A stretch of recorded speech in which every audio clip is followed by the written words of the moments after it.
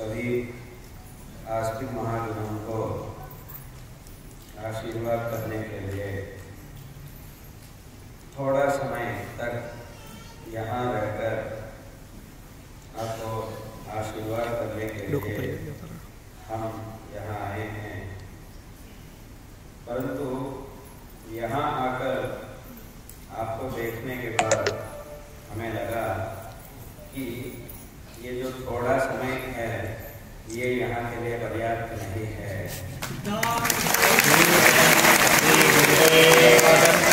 ये तो आज बहुत कम है, ये ऐसा हमें लग रहा है। परंतु इस बार थोड़ा समय ही यहाँ रहकर आपको आशीर्वाद करने के लिए यहाँ आए हैं।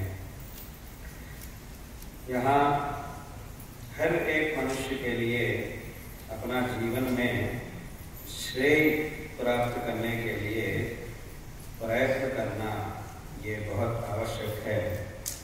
उसके लिए एकमात्र मार्ग है कि भगवान की कृपा का पात्र बनना और गुरु की कृपा का पात्र बनना, यही श्रेय को प्राप्त करने का मार्ग है। कि हमारे पूर्वजों का जीवन शैली वो कैसी थी, उसको देखकर उसका अनुसार हमें भी हमारे पूर्वज जो महान थे उनके जैसा जीवन करना ये सब के लिए बहुत बहुत आवश्यक है।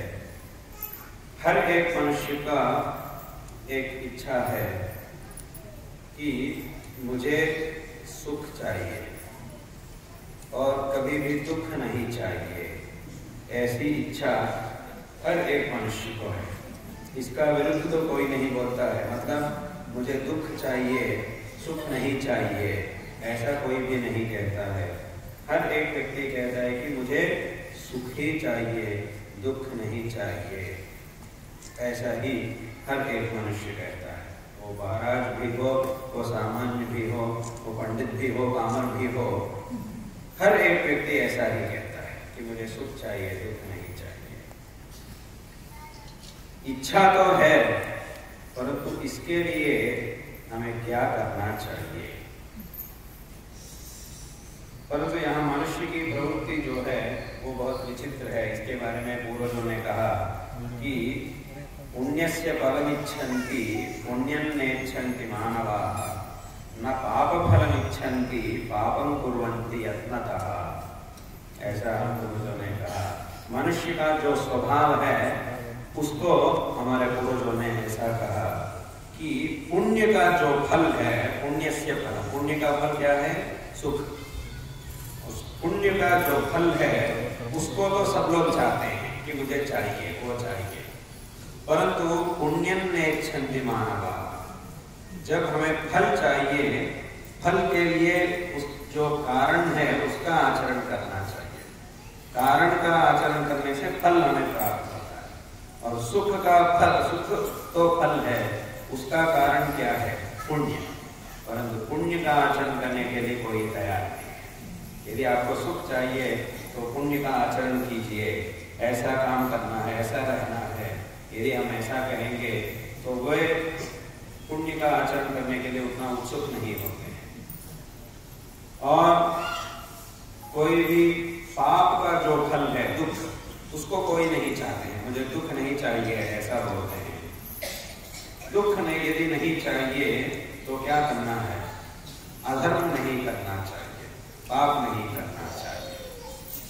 पाप को यदि हम छोड़ देंगे तब सुख दुख अपने आप निवृत्त हो जाता है, नहीं आता है। इसीलिए यदि आपको दुख नहीं चाहिए तो पाप मत करो। ऐसा जब हम कहेंगे तो उसको करने के लिए भी वे तैयार नहीं होंगे। ना पाप फलमिच्छन्ति पापं कुर्वन्ति यत्नतः।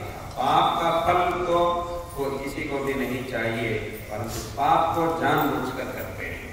जानते हुए भी बहुत लोग पाप करते हैं। बहुत लोग जानते हैं कि ये हम ये जो करने जा रहे हैं ये गलत है, ऐसा नहीं करना है, ऐसा बहुत लोग जानते हैं, परंतु जानते हुए भी पाप काम करते हैं।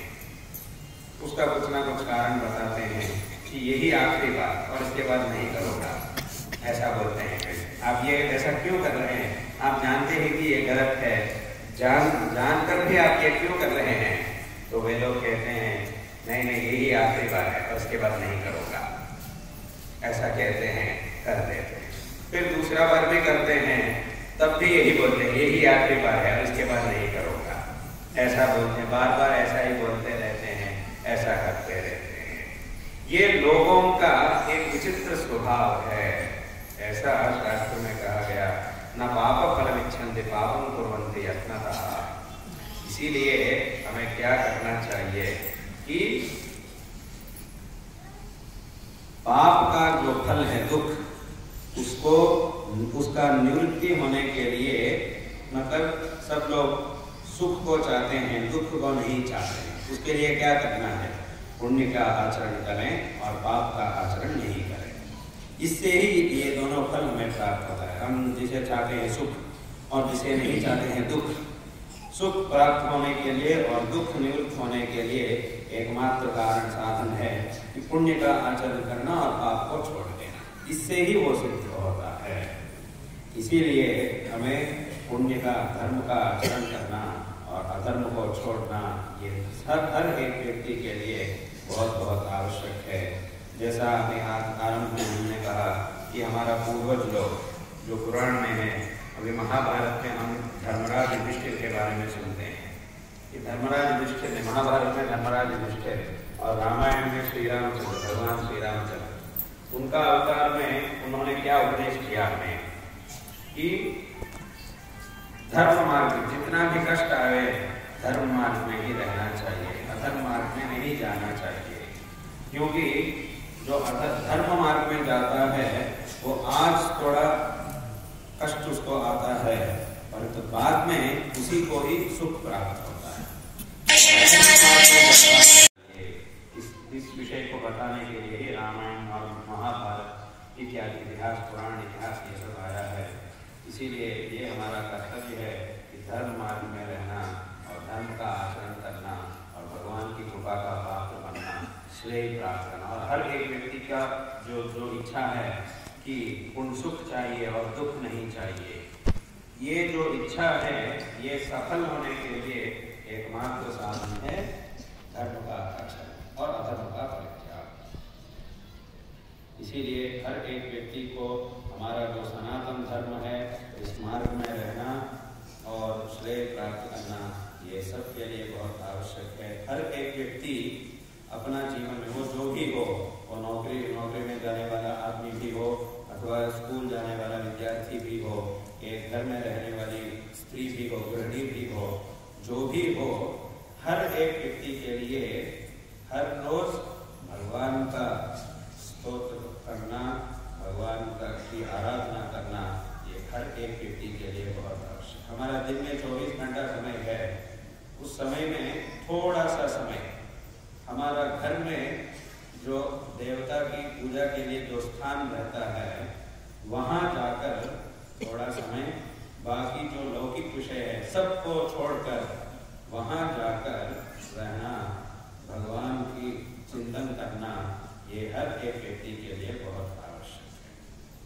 वो जो भी हो, उसका हर एक व्यक्ति को भी एक दिन में 24 घंटा की समय है, उससे अधिक और किसी व्यक्ति को 26 घंटे नहीं है और किसी व्यक्ति को 20 घंटा ही नहीं है। हर एक व्यक्ति को भी 24 घंटे की समय है एक दिन में। परंतु विषय ये है कि एक व्यक्ति इन 24 घंटा समय को कैसा विनियोग करता है, ये यहाँ विचार करने का विषय है।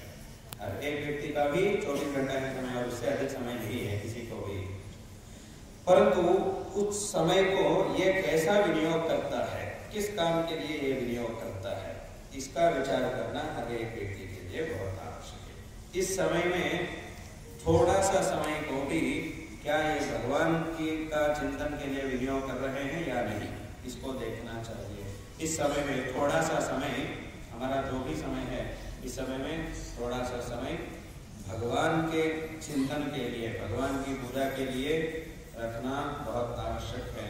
और ऐसा ही दूसरों को कुछ उपकार करना, जितना संभव है उतना दूसरों को उपकार करना, उसके लिए भी थोड़ा समय को विनियोग करना, ये सबके लिए बहुत बहुत आवश्यक है। और उसके बाद बाकी समय में हमारा जो काम है, एक व्यक्ति का जो एक व्यक्ति को नौकरी में जाना है, एक व्यक्ति को स्कूल में जाना है, कॉलेज में जाना है, वो सब काम जो है उसको भी कर सकते हैं। और उसके बाद जो बाकी समय है उसमें हर रोज भगवान का चिंतन के लिए और अच्छा काम का अनुष्ठान करने के लिए और कुछ अच्छा विचार, मतलब सत्संग करना। भी यहाँ दत्तात्रेय सत्संग मंडल है, दत्तात्रेय सत्संग मंडल। इसका क्या तात्पर्य है? ये सत्संग मंडल यहाँ क्यों स्थापित किया गया है? इसका तात्पर्य ये है कि हर एक व्यक्ति, सभी लोग इस सत्संग मंडल में अंतर्गत होकर एक अच्छा विचार करे, अच्छी बात का। एक एक व्यक्ति हमारा उद्धार का, आत्म का उद्धार के लिए क्या करना है इसका विचार करे और सज्जनों का सहवास में रहे और भगवान का विशेष पूजा करें। एक अच्छा संस्कार को सब लोग प्राप्त करें। इसी उद्देश्य से ये सत्संग मंडल यहाँ स्थापित किया गया। यही नहीं, कई जगह पे सत्संग मंडल है। हम हमारी यात्रा में ही कई सत्संग मंडल में गए थे। इसका उद्देश्य यही है कि हर एक व्यक्ति इसमें आकर, जो बाकी समय में एक व्यक्ति को दूसरा व्यक्ति से कुछ संबंध ही नहीं है, ऐसा दो व्यक्ति यदि यहाँ आएंगे तो उन दोनों में एक अच्छा संबंध आ जाता है सत्संग मंडल में। इसीलिए यहाँ एक शब्द कहते हैं, गुरु बंधु कहते हैं। गुरु बंधु शब्द का क्या अर्थ है? वो उससे वास्तविक रूप में उस व्यक्ति को और इस व्यक्ति को कुछ रिश्ते नहीं है, कुछ संबंध नहीं है, परंतु क्या संबंध है इन दोनों में? वे दोनों एक ही गुरु के पास जाते हैं, यही उन दोनों का संबंध है। इसीलिए उसको गुरु बंधु कहते हैं। इसीलिए ऐसा सब लोग मिलकर एक अच्छा संस्कार के बारे में विचार करें, एक अच्छा संस्कार प्राप्त करें और भगवान का भजन करें, भगवान का नाम स्मरण, भगवान का कीर्तन करें और उससे एक अच्छा संस्कार प्राप्त करें। इसी उद्देश्य से ऐसा सत्संग मंडल स्थापित किया जाता है और ऐसा काम यहाँ होना चाहिए। उससे सभी लोग एकत्रित होकर एक अच्छा संस्कार प्राप्त करना, क्योंकि शास्त्र में कहा गया संघे शक्ति कलौ युगे, ऐसा शास्त्र में कहा। कलयुग में शक्ति कहाँ है? एक संघ में शक्ति रहता है। मतलब इस कलयुग में हम जो भी काम करते हैं उस काम करने के लिए सब लोग एकत्रित होकर करना चाहिए। सभी लोगों में एक ही अभिप्राय होना चाहिए। एक ही अभिप्राय से जब सभी लोग मिलकर कुछ काम करेंगे तब वो काम सफल होता है। क्योंकि इस कलयुग में, जैसा पूर्व युगों में, जैसे द्वापर युग में लोगों के पास जितना सामर्थ्य था उतना सामर्थ्य आजकल लोगों के पास नहीं है। उस समय में जो लोग युद्ध में जाते थे, युद्ध करते थे, वो सबका ऐसा सामर्थ्य था, परंतु उतना सामर्थ्य अभी मनुष्य को नहीं। परंतु अभी सामर्थ्य कहाँ है? एक संघ में रहता है। इसीलिए सब लोग मिलकर यदि कुछ अच्छा काम करेंगे तब वो काम सफल होता है। इसीलिए यहाँ संघ, सत्संग मंडल है। इसका तात्पर्य यह है कि सब लोग मिलकर अपना धर्म का बारे में विचार करें और अच्छा संस्कार प्राप्त करें, यही इसका उद्देश्य है। जो एक एक व्यक्ति एक एक काम के लिए एक एक दिशा पर जाते हैं। अभी सब लोग यहाँ हैं, जब यहाँ से लोग बाहर निकलेंगे तब एक एक व्यक्ति का एक एक काम है, जो अपना अपना काम है उसमें जाते हैं सब लोग। सभी लोग सब जगह पर फैल जाते हैं।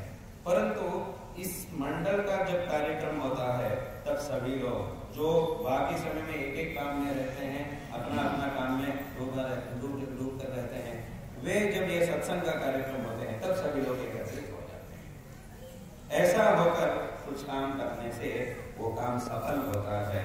इसीलिए शास्त्र में कहा गया संघे शक्ति कलौ युगे, कलयुग में संघ में ही शक्ति है। इसीलिए हर एक व्यक्ति यहाँ जो भी है, हर एक व्यक्ति का यही अभिप्राय होना चाहिए कि सब लोग भगवान की सेवा करें और गुरु की सेवा करें, सदैव सत्संग में रहें और धर्म का आचरण करें और स्वयं धर्म का आचरण करें और भक्तों, हमारा बच्चों से भी जो आने वाली पीढ़ियां, उनको भी धर्म के बारे में उपदेश करें और उनको भी एक अच्छा संस्कार प्रदान करें। ऐसा संकल्प सभी लोगों को होना चाहिए और उसका अनुसार काम करना चाहिए। जिससे सभी लोगों को अवश्य श्रेय प्राप्त होगा, ऐसा हम इस संदर्भ में कहना चाहते हैं।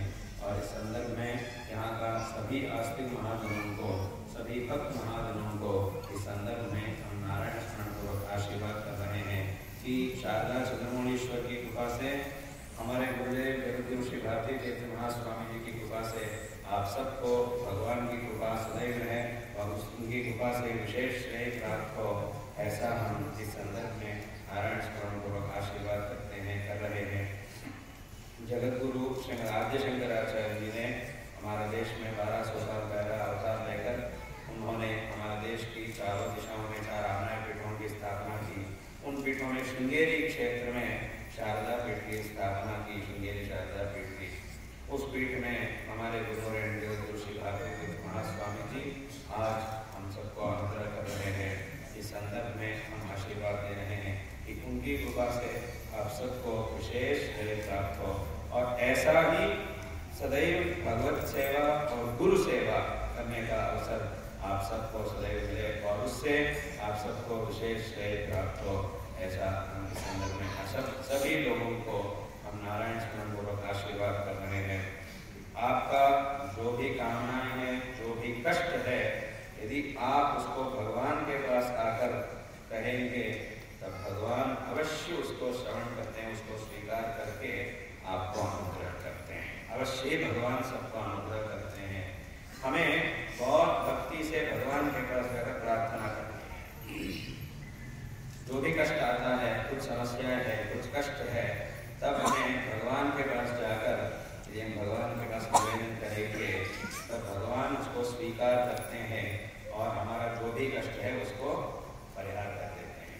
इसीलिए ऐसा भगवान के विषय में विश्वास रखना, भगवान के विषय में अचंचल श्रद्धा रखना और जो बड़े हैं, जो माता पिता और गुरु जो महान है, उनके विषय में बहुत आदर से रहना और दूसरों को उपकार करना, यही हर एक व्यक्ति के लिए बहुत आवश्यक है। दूसरों के लिए उपकार करना और धर्म का आचरण करना और गौ माता की रक्षा करना, ये सब लोगों के लिए बहुत आवश्यक है। हर एक व्यक्ति इसके लिए काम करना चाहिए। इतने विषयों को सब लोग याद रखना चाहिए कि सदैव भगवान की प्रार्थना करना, भगवान की कृपा, भगवान के विषय में अचंचल विश्वास रखना और गुरु के विषय में अचंचल विश्वास रखना और धर्म का आचरण करना, अधर्म का परित्याग करना और दूसरों को उपकार करना और गौ माता की रक्षा करना, ये हर एक व्यक्ति के लिए बहुत आवश्यक है। इस संदर्भ में हम यहाँ का सभी आस्तिक महाजनों को और एक बार आशीर्वाद करके इस भाषण को यहाँ समाप्त कर रहे हैं। हर नमः पार्वती पते हर महादेव।